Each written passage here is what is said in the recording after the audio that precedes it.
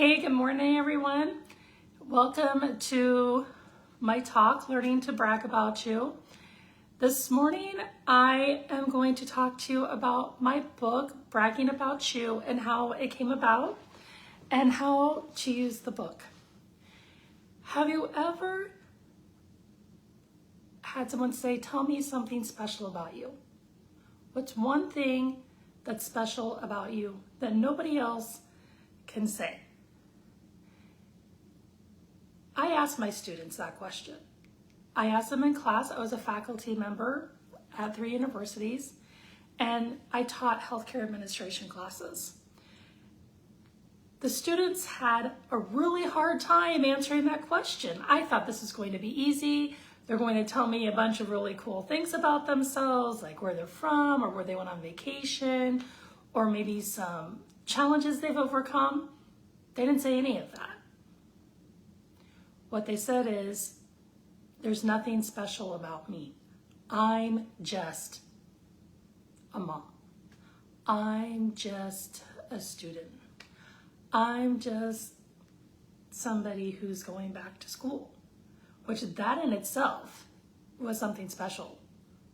I had a student that she was from a town an hour away, and she was 6 months pregnant, and she drove all the way to class every week just to be there, just to go back to school, because she wanted her next child, she already had several children, to have a better life, and she wanted to have a better life. But she didn't think to say that. So I created this book, this little pamphlet, it really is what it was, on construction paper, and it was, the first page said, 5 things I like about myself are. 5 accomplishments I've had. It was the next page. Another page was 5 things I'm good at work. And I handed that out to my students.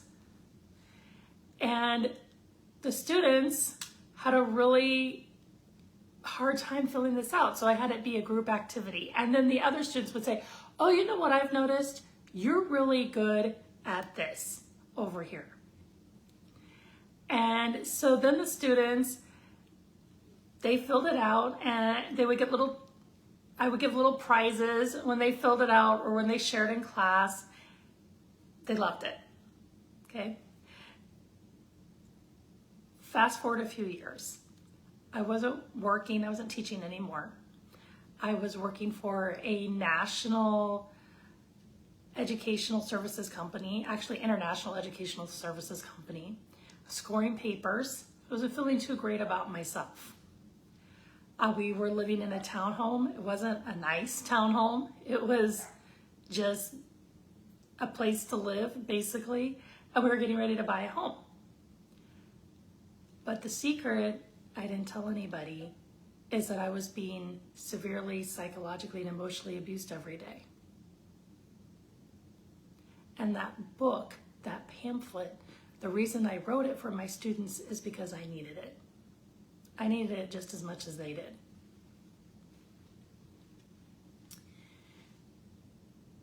And I'm going to tell you why in here in a few minutes. So again, that was about 2017. We bought our home. We moved in, and I thought my life is going to get better now because we bought the home, because a lot of the things that I would get yelled at over, it had to do with, we lived in this townhome and I didn't make enough money and I had a master's degree and I got called all kinds of names every day. And it wasn't just at home, it was outside too. And so I just really felt bad about myself, really bad. So we bought this home and I'm like, things are gonna get better now. And I wrote a book. It was called Cases for Developing Healthcare Leaders, because I'd taken these books, these cases that I studied, I created for my students, and I made a book out of it. And I was like, okay, write this book. That's cool. But nobody celebrated that with me. In fact, I got bullied over it. Then we bought this house, and I wrote another book because I had a children's book that I had going on in my head called Cow in the City. And people celebrated that one a little bit more with me because they had kids. And so they thought it was funny. And the book is it pokes fun at Iowa, which is where I'm from. then I don't know what happened. I don't know what happened, but I started realizing, hey, the way I'm being treated by people, it's not okay. It's not normal. I was at home by myself almost every day. I didn't have a car because the brakes went out on the car, and my now ex refused to fix it. I was always told if I wanted anything, I had to do it myself. And that's not how most people are treated, but that's how I'm to this day still treated that way. So I didn't have a car. I would be at home for weeks at a time by myself, not going anywhere. I would say, hey, I need to go somewhere. So what my ex would do, he'd put me in the car and drive me around the city and then take me home. So I went from my home to a small car, and that was supposedly getting me out of the house. I'm not really sure what was going on there. But my self-esteem was at an all-time low. One day, I was out walking on the Greenbelt. Well, not the Greenbelt, on the trail, because I was living in Missouri at the time. I always say the Greenbelt because that's where I'm always walking now. But I was on a trail in Missouri, and I love this trail. I was out there all the time. I would walk around this trail like 10 times a day because it was only a mile. But I loved being out there. I loved seeing the people. I loved my neighborhood. It was super sunny, big blue sky above my head. There was a little, they called it a lake, but it was really a pond. And people would go fishing there. And I made a couple of friends just from being out on the trail all the time. And I was walking and having a good time, listening to my music, jamming. It was like, woo, live kind of day. And all of a sudden, everything in front of me went black. It's like a blackout with your screen on your tablet or your laptop. It was just like black. That was my mind. The whole thing went black. And then it was like my mind was playing a movie in front of me of some traumatic event that had happened to me. And I don't know how long it went on for, but the next thing I know, once that was over, the screen went black again with my mind, and I was back to walking. And only I was in a different spot than I had originally been in when that happened. So I don't know how long it had happened, but I'm guessing like 5 minutes at least that I was in this blackout period. And the reason that moment is significant is that's when I realized I had PTSD. Because I knew enough about PTSD to know that PTSD, people who suffer from PTSD experience blackout episodes. The other secret I had at that time is I was leaving my ex, not because I chose to. I actually had planned on leaving him before, but people weren't supportive of me, and I was like, I can't do this by myself. And what happened is he came home one night in February 2020 and said, I need you to move out because I've been openly dating somebody else and I want my girlfriend to move in. And this is somebody I've been in a 12-year-long relationship with. So I started making plans. Fortunately, COVID happened, and that saved me. It gave me enough time to get some money together, to get a plan together, to find a place to live. I moved to Idaho because I thought I had all these other places I had planned on living, but it was COVID. A lot of states, their borders were closed. I knew I didn't want to stay where I was because I knew I couldn't handle it, and I felt like I would never be released of that relationship if I stayed there. So I moved to Idaho. And the day I got off the plane, my family member said, why are you here? Nobody wants you here. As I came here, I started getting all these messages from people I went to college with. I'm like, oh, this is awesome because all these people I went to college with are being really supportive of me, and it makes me feel really good. And I'm like, this is super exciting to have all these people be here for me. But that's not what they were doing at all.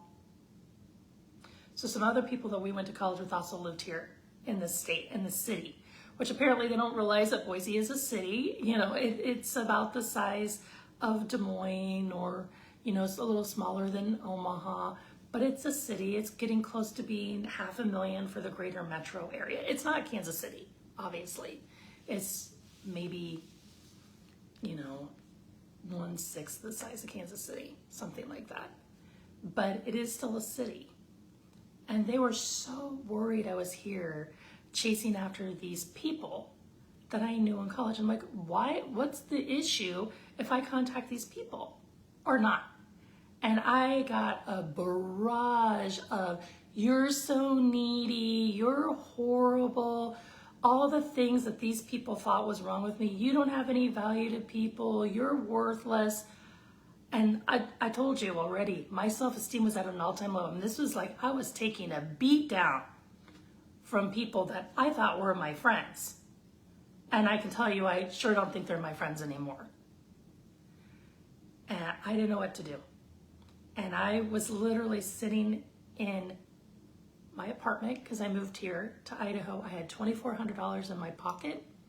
I had 6 little boxes that I could carry to the UPS store before I moved here by myself, and my little dog. And that's what I came here with. I had a bed in a box that I had ordered from Amazon. I still have it, my mattress, that I spent $100 on. I didn't have dishes. I didn't have furniture. I had nothing. And then people's idea of helping me was telling me what a horrible person I am. And that was hard. So I used this book, Bragging About You, to help me with my self-esteem. That wasn't the original intent. I had a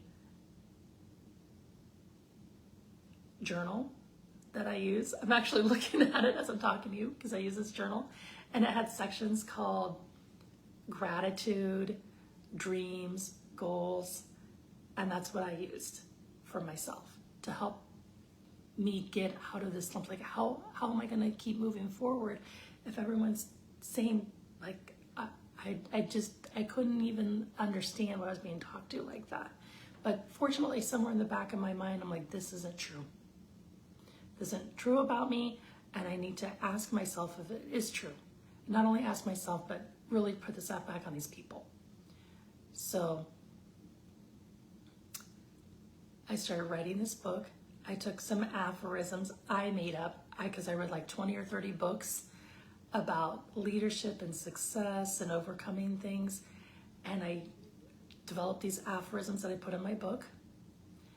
Then I used the same things that I gave my students, like 5 things you're good at, 5 things you're proud of, 5 times you felt like you won. And I put that in my book, and I came up with several of those, and I use it myself. And then I added the dream section, which is, what are your dreams? So one of my dreams, it was to move to Idaho. Actually, it's to move to the Napa Valley, because there's a movie I love. It takes place in the Napa Valley, and I'm like, I've always wanted to live there. I thought it was beautiful, so here I am. Boise's similar to the Napa Valley, so here I am. And then goals, like, in order to achieve your dreams, you have to set small goals. So you can take your dream and pick it apart and create goals to ultimately reach your dream. And then the final piece of that was gratitude, because in every single book, every single thought leader, from Joel Osteen to Oprah to the Bible to Rachel Hollis, I don't care who it was, every single thought leader said, if you want to be successful, you have to be able to show gratitude. And so that's what I did. And I even have a free gratitude course as part of my business. You can go online and it's there, and totally free. And it's based on the 28 Days of Gratitude, the book, The Magic. And it's not, the book, The Magic, isn't about magic. It's just saying that gratitude is like magic. It impacts your life that much just by showing gratitude. And why does gratitude work? Gratitude helps you, especially when in resilience, because your brain when you're in a stress situation, like I was in survival mode, your brain is being operated by this little tiny part of your brain. And when you practice gratitude, you start releasing serotonin and dopamine, which are hormones in your body, and you shut down that part of your brain that's in survival mode. So then you can use a different part of your brain, this part called the prefrontal cortex, and that helps you make decisions. And that way you're not like, oh my God, what do I do? You can say, okay, this is what I'm going to do. And that's really what my book does. It teaches you how to shut down that stress center that you're in. And when the stress center is gone, when you're not focusing on the stress, that you're able to move that to a different place in your body, so in your brain. And so you're thinking, okay, I'm not in survival mode anymore. Now I'm gonna take some action. I'm gonna make myself feel good, and then I'm gonna be able to take some action. So that's what learning to brag about you is about. That's why it's about resilience, because you are teaching yourself how to think in a different way, and you're shutting down that stress mode. It's still there. I mean, it isn't gonna disappear. It's still there, but you're teaching yourself, okay, now I can figure out how to move forward. I'm gonna take these things that are good about me, even though I sat there, I listened to myself be called all kinds of names, not good ones, really bad names, and treated really badly. And I thought that I actually wrote this in one of my books, that I felt like I was trash on the curb. That's how I was treated. And I use this tool to help myself start slowly reclaiming who I am. And the other part is, when you start slowly reclaiming who you are to yourself, you start slowly reclaiming who you are to other people too. Because they start hearing how you talk about yourself, and they start realizing, hey, this person isn't gonna let me talk to them like that. So that's the tool, is the book Learning to Brag About You. You can grab it on Amazon. You can check it out on my website at www.howhealthcareworks.net. If you're interested, I'll drop in the comments. Next week, I'm offering a class, online virtual courses that you can take, and it's called Learning to Brag About You. And I will share kind of my experience on how to use Brag About You, similar to this, but it'll be more of a master class. We'll go in depth and help you discover your inner awesome. And then we'll wrap it up, and you'll leave with some action steps in order to figure out how to become the person that you actually already are, and how to celebrate yourself and your life. I really want to thank you all for being here today, and I really appreciate your time. Go out and find your inner awesome today. Have a great day. Bye-bye.